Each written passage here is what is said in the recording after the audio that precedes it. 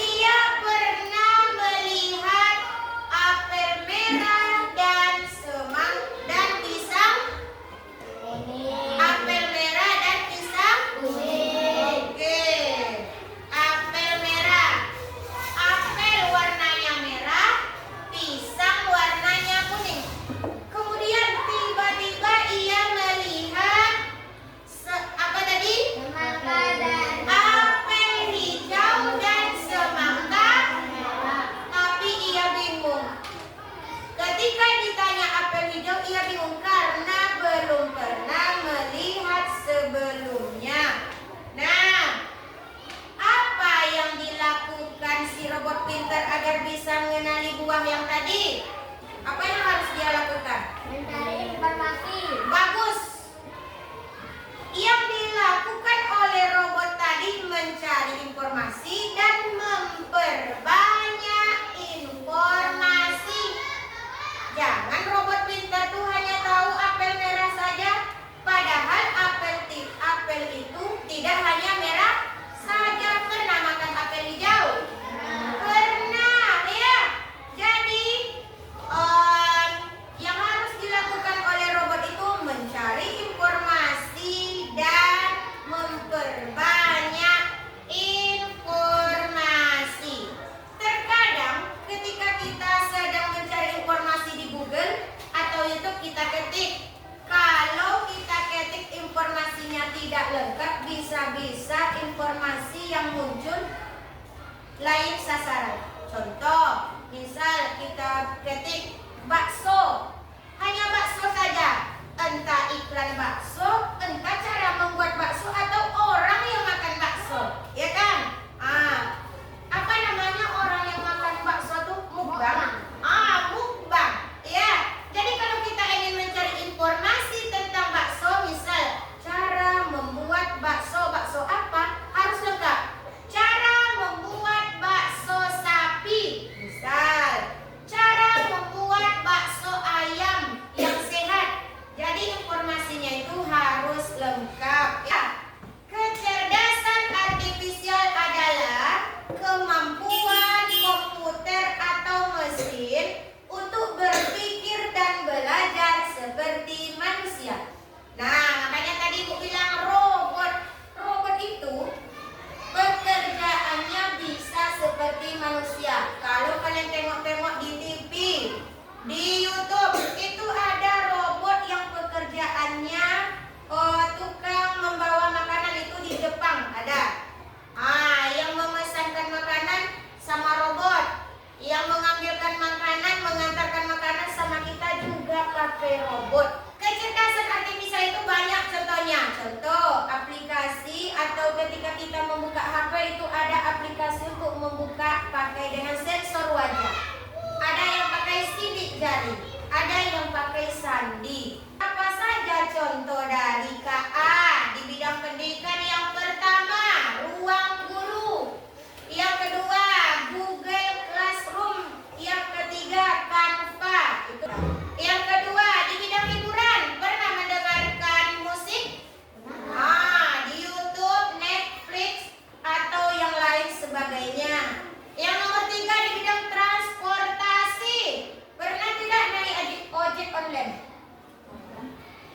Enggak. Besok kalau pergi ke kota coba naik ojek online. Gimana cara pesannya, Bu? Melalui HP. Kita klik, kita buka. Tujuan kita kemana itu datang langsung ojek online. Ya. Pernah enggak menggunakan Google Maps kalau kita pergi ke suatu tempat? Enggak tahu kita tempatnya, pakai Google Maps. Misalnya ke Bukit Tinggi, mana jalannya? Kita cari pakai Google Maps. Itu di bidang transportasi. Yang kedua, di bidang kesehatan. Ini di rumah sakit. Kadang kita masuk ke ruangan laboratorium, itu dicek kita. Ini yang masuk kepala kita nih, ada alatnya itu ya. Ke rumah sakit itu banyak sekali manfaatnya. Pernah enggak cek darah? Ada yang pernah sini cek darah? Kalau dicek darah kita, diperiksa di ruangan laboratorium, bisa tahu penyakit kita. Itu canggihnya kecerdasan artifisial di bidang kesehatan. Dan nomor yang terakhir, di bidang keamanan. Di sekolah kita ini agar aman, kita sudah menggunakan CCTV. Untuk apa gunanya CCTV? Untuk melihat berbagai kegiatan. Misal ada orang jahat yang ingin melakukan pencurian di sekolah kita, kita pasang CCTV. Dipantau tuh di ruangan ibu kepala sekolah, nampak layarnya. Ya, kalau ada kameranya 8, berarti 8 pula kameranya. Di kelas kita ini ada CCTV? Itu termasuk salah satu contoh penggunaan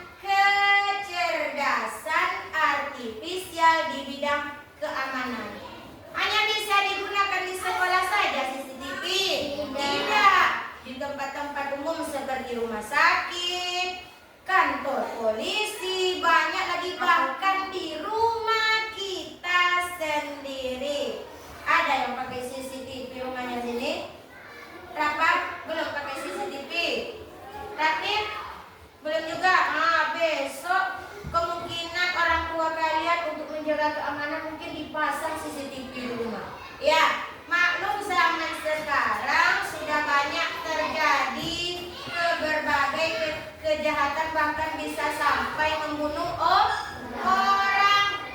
Kalau ada CCTV bisa kita lacak, nampak orangnya situ. Ya, bisa dilacak sama Pak Polisi, itu tugasnya ya. Tantangan kecerdasan artifisial itu ada 3. Yang pertama tantangan teknis. Tantangan teknis ini bagaimana cara aturannya dalam penggunaannya. Misal, kecerdasan artifisial itu membutuhkan banyak data. Kalau seperti YouTube tadi kita tidak panjang-panjang atau tidak lengkap informasinya, bisa salah sasaran. Bisa kita muncul iklan-iklan yang negatif, betul? Kadang tidak kita cari iklan tersebut muncul dia. Ya. Yang kedua, belum banyak ahli KA di Indonesia. Jadi sesuai dengan program pemerintah, sekarang sudah dilakukan tentang pelatihan pembelajaran KA. Nah, jadi semoga dengan pelatihan ini banyak orang yang paham tentang KA. Yang berikutnya, teknologi yang sulit masih terbatas untuk dijangkau. Kalau di daerah-daerah pelosok itu belum ada internet, ya, belum ada alat yang kita gunakan seperti sekarang ini, belum ada infobus, ya, belum ada pembelajaran seperti ini, itu masih sulit di daerah-daerah yang terisolir atau yang terpelosok, ya. Yang kedua, aturan dan keamanan data. Yang nomor berikutnya, etika, ya. Etika. Etika itu bahasa kitanya apa? Hah? Apa bahasa kitanya? Akhlak. Apa lagi? Bahasa kita etika itu tata krama. Selain tata krama apa lagi? Tingkah laku, ya. Dalam tantangan etika ini sangat banyak yang perlu kita ketahui. Penggunaannya yang pertama, plagiarisme. Apa itu plagiarisme? Misal, kita menyalin tulisan orang tanpa mengeditnya terlebih dahulu, tanpa merubah atau tidak kita buat asalnya di mana. Yang kedua, mengambil gambar atau video. Misalnya kalian mengambil video di YouTube. Video itu diciptakan oleh siapa? Manusia. Pasti ada orang yang menciptakannya, itu cantumkan dari mana sumbernya, ya. Yang kedua, diskriminasi, perbedaan, ya. Perbedaan etika itu tidak boleh membedakan kita dari berbagai jenis kulit, berbagai suku, berbagai jenis kelamin, itu tidak boleh. Yang kedua, adanya hoax. Hoax itu adalah berita palsu. Kadang kita di sekolah ini ada yang memberikan berita palsu. Bisa jadi kawan kita, misalnya besok pagi tidak ada cerita libur, tiba-tiba Diki menyebutkan sama Irham, Irham, besok kita libur. Si Irham ini tidak mencari tahu kebenaran dari si Diki. Iya libur, tak datang dia besok pagi, padahal orang sekolah. Itu sudah termasuk hoax. Yang berikutnya, tantangan sosial. Ini terjadi dalam kehidupan kita sehari-hari. Tantangan sosial ini seperti apa, Bu? Terjadi dalam ketika bersosialisasi sehari-hari. Misal, dalam di ruangan kelas ini, Nadira Aska punya HP, Fahira punya HP, sedangkan Fajra Dinda tidak ada HP-nya. Ketika ada tugas yang diberikan guru, Nadira dicari di rumah tugasnya, dicari di YouTube, dicari di Google, dapat jawabannya. Fahira juga begitu, sedangkan si Fajra Dinda tidak ada HP. Jangankan HP, ya, kadang untuk makan aja susah. Kalau si Diki ada HP,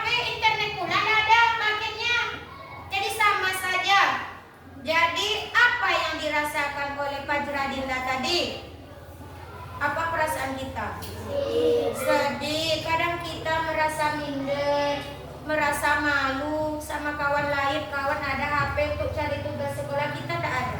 Sedih, malu kita ya. Ini merupakan tantangan sosial bagi kita sekarang. Ya bagi zaman sekarang, apalagi zaman sekarang itu menggunakan segalanya berbasis internet. Ya, berbasis internet. Munculnya 3 tantangan ini tentu harus ada solusinya. Bagaimana cara mengatasi tantangan tersebut? Pasti ada.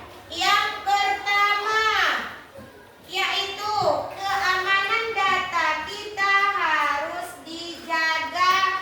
Berikutnya, mencegah kecanduan teknologi. Berikutnya, kebijakan penggunaan sosial media ini seharusnya harus dibatasi. Kadang adik kita yang umur 2 tahun, 3 tahun sudah pandai menggunakan HP. Kalau kita tidak pantau adik kita menggunakan HP, orang tua kita tidak pantau menggunakan HP, bisa disalahgunakan, bisa muncul iklan-iklan yang belum pantas untuk dilihat. Jadi kesimpulannya adalah etika dalam penggunaan KA ini sangat penting bagi kehidupan kita, apalagi sekarang zamannya teknologi, di mana kita harus bertanggung jawab dan tidak merugikan orang lain. Nah, sekarang ada tugas kelompok, ya. Tugas kelompok ini Ibu bagi menjadi 4 kelompok. Cara penggunaannya bagaimana, Bu? Dilempar LKPD ini ada suatu masalah. Masalah ini harus anak ibu semuanya mencari solusinya dan menjawab pertanyaan yang ada di dalam tabel. Setelah semuanya terjawab, selesai diskusi, nanti satu persatu tampil ke depan, berkeliling menyampaikan hasil diskusinya dengan menyanyikan lagu Di Sini Senang, Di Sana Senang. Bisa? Oke, silakan kelompok 1. Buat nama kelompoknya dan jawab tabelnya. Dan kelompok 4. Nah, silakan diskusi, cari sama-sama jawabannya. Ini kartu buahnya, Cam. Nanti ditanya, ya. Kalau kelompok 1 ini berarti 1 jadi pelatih, 1 jadi robot. Praktekkan. Siapa yang menjadi pelatih, siapa yang menjadi robot. Tugas pelatih menunjukkan buah yang pernah dikenalinya dan dicoba dengan buah yang belum pernah dikenali oleh robot. Dites apakah robot tahu atau tidak. Dibaca langkah-langkahnya dulu, pilih.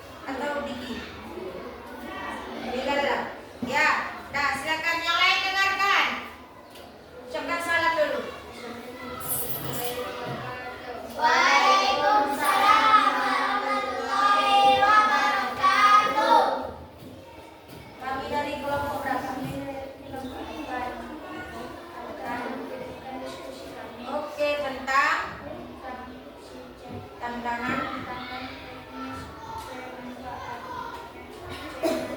matematika atau bermain dalam data. Sisi cerdas yang bingung. yang lain dengarkan. Cerdas adalah kalau dia hanya pernah melihat lampu merah yang disembunyi. Dia belajar mengenali buah dari bentuknya warna. Suatu hari, cerdas melihat lampu merah, tapi ia bingung bagaimana memilih sebaliknya.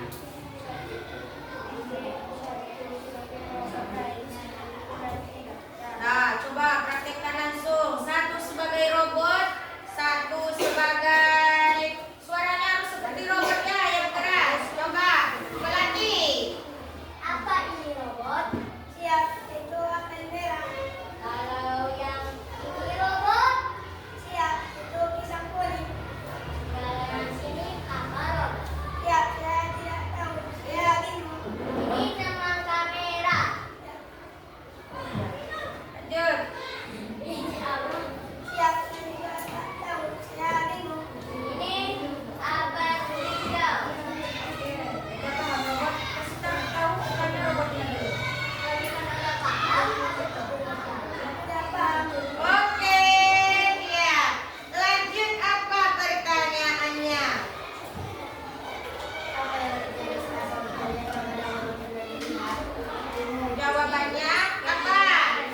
Coba bingung. Lanjut. Apa yang menyebabkan bingung? Karena karena dia tidak pernah melihat buah itu sebelumnya. Lanjut. Bagaimana cara agar robot bisa bingung berbeda dengan semua gambar? Apa jawabannya? Robot harus banyak-banyak mencari informasi. Oke, lanjut. Data yang berbeda Berat. sangat berbeda. Mengapa? Informasi yang akurat tepat sasaran seperti yang kita mau. Oke. Nah, tepuk tangan. Tepuk salut. Salut, salut. Salut, salut. Salut. Kembali ke tempat. 1, 2, 3. Di sini.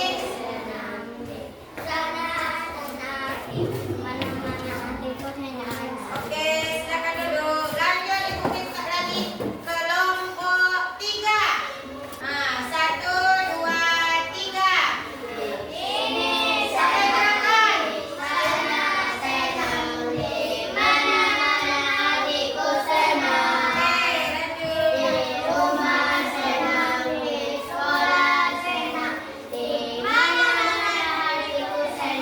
Oke, selamat datang kelompok 3. Silakan bacakan hasil diskusinya. Nah, Nadira. Baiklah, kami lagi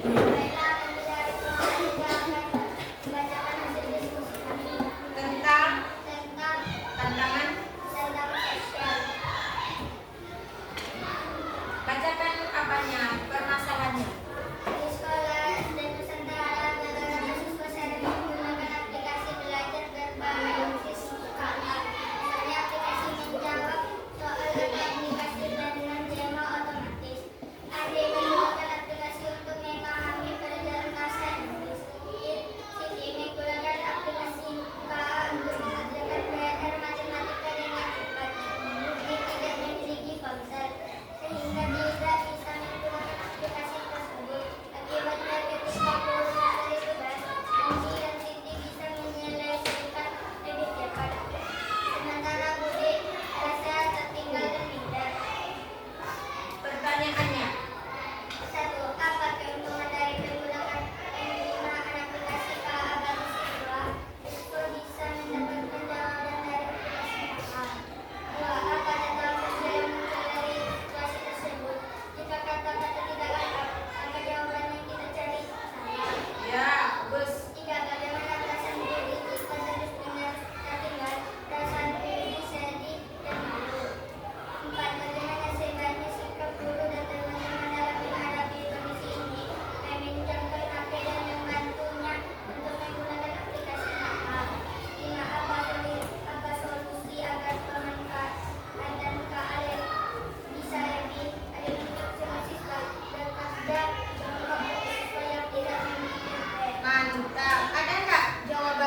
kurang? Ada ibu, ada tak jawaban yang kurang? Hah? Dah, ibu koreksi sedikit itu yang nomor 3. Apa perasaan Budi kalau tidak punya HP tadi ya? Apa perasaannya? Itu tambah satu lagi minder. Apa mindernya? Hah? Minder, merasa diasingkan. Ya, dengan kawan lain merasa berbeda. Itu minder. Nanti tambah jawabannya ya kelompok 3. Oke, kelompok 3. Silakan kembali. Di sini senang, Di sana senang, di mana-mana hatiku senang. Assalamualaikum. Waalaikumsalam Warahmatullahi wabarakatuh.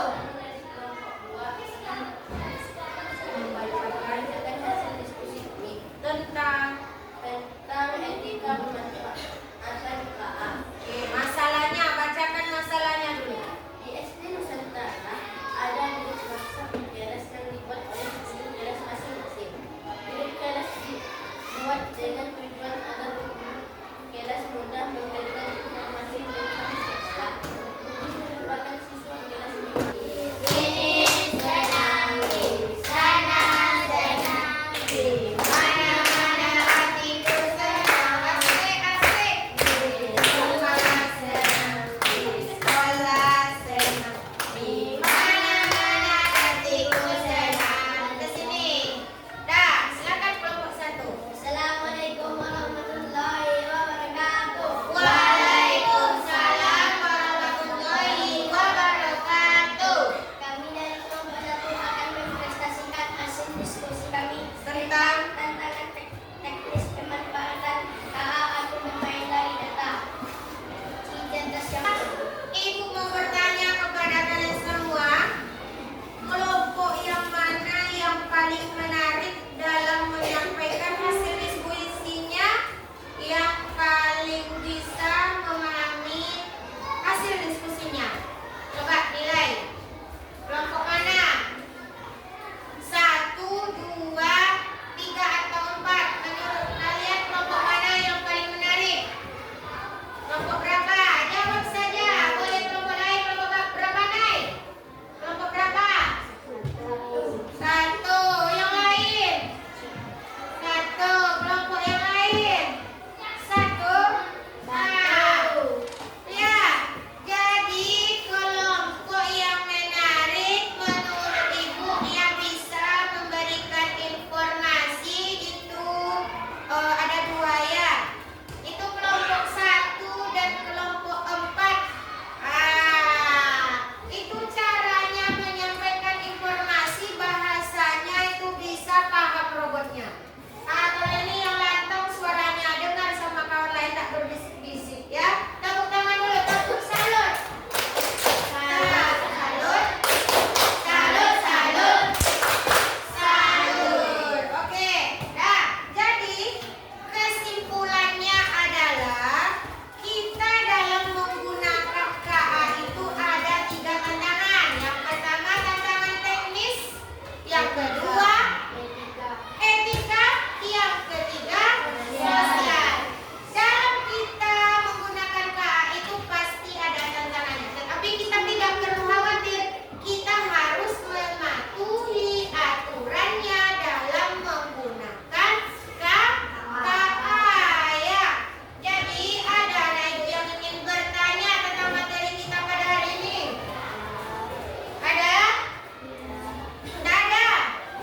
Nah, berarti kalau tidak ada, semuanya sudah paham dan ibu akan menguji kalian itu benar-benar paham atau tidak dengan cara menjawab soal yang ibu berikan sebanyak 5 soal, yaitu pilihan ganda. Dibuat namanya beserta kelasnya. Ibu berikan waktu itu 5 menit untuk menjawab soal tersebut. Silakan dijawab. Nama dan kelas. Hah?